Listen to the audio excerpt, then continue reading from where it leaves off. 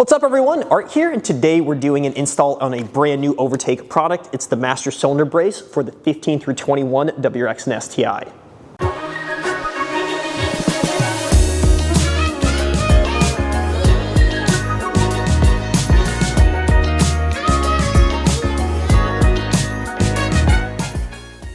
Before I unbox the master cylinder brace, I want to show you exactly what it does in the car. And in order to do that, we're going to pop the hood and take a look at the master cylinder right there. Now, if you guys have ever braked hard in your car, you probably feel a little squishiness to the pedal, and that's because the firewall actually has a ton of flex. At the end of the day, it's just a thin piece of metal, so when you apply the brake, this whole system moves. Now, I've got someone in the driver's seat that's going to pump the brakes, and you guys can see it physically moving right now. What the master cylinder brace will do is bolt to the strut tower and actually push back on the master cylinder, and it will eliminate most of that flex. Let's unbox it and I'll show you exactly what we've got in the kit, and then we'll go in and install it. Of course, you've got OVERTAKE sticker, some package buy cards, the brace itself in this beautiful machined and anodized piece, and then you have a baggie of hardware that includes everything you need to install it, including a nice little blue OVERTAKE cap.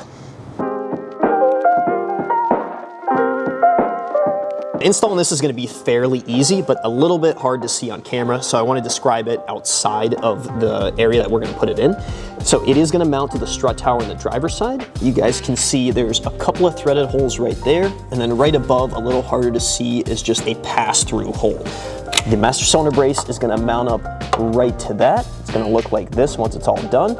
And let me show you where the bolts go outside of the car. The two threaded provisions are going to go just like that. And then we're going to have to actually take the wheel on the front drivers off, go in from the wheel well, and then tighten this in through that pass-through hole. So that's what it's going to look like right down there. First things first, I'm going to hand tighten these bolts onto here. You can thread them through and use a socket and an extension to tighten them up.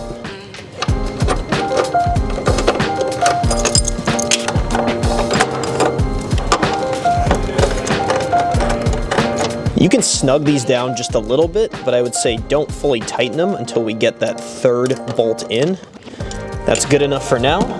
And now we're going to go to the exterior of the car, get this wheel off, and I'll show you exactly where you need to go through in the wheel well.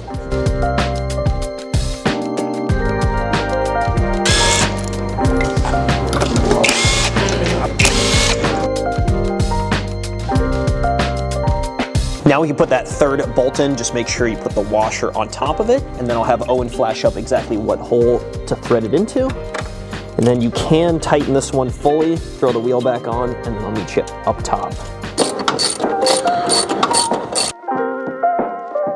You want to make sure these are tightened up but not over tightened. The torque specs on these are about 10 foot-pounds on the two exterior, and then on the inside it's about 14 foot-pounds. If you guys can get a little torque wrench in there, that's great. If not, use your best judgment to not over tighten them and snap any bolts off. Next up, we're going to grab the stud and the nut, and you're going to want the Allen wrench side on the outside. Start threading it in. And once you reach the back of the master cylinder brace, you just thread that nut right onto the stud.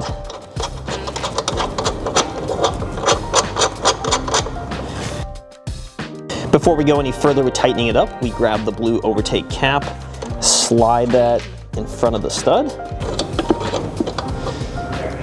That's going to hold it in place, and what we could do with this nut still loose is grab a 5mm Allen wrench, and then from the outside, start putting a little pressure on the master cylinder brace by tightening it in. There's not really a torque spec for this. You just have to use your best judgment on when it starts making contact and when it feels pretty snug. What I typically do is just keep tightening it until there's a good amount of pushback, and then give it one more 180-degree tighten after that.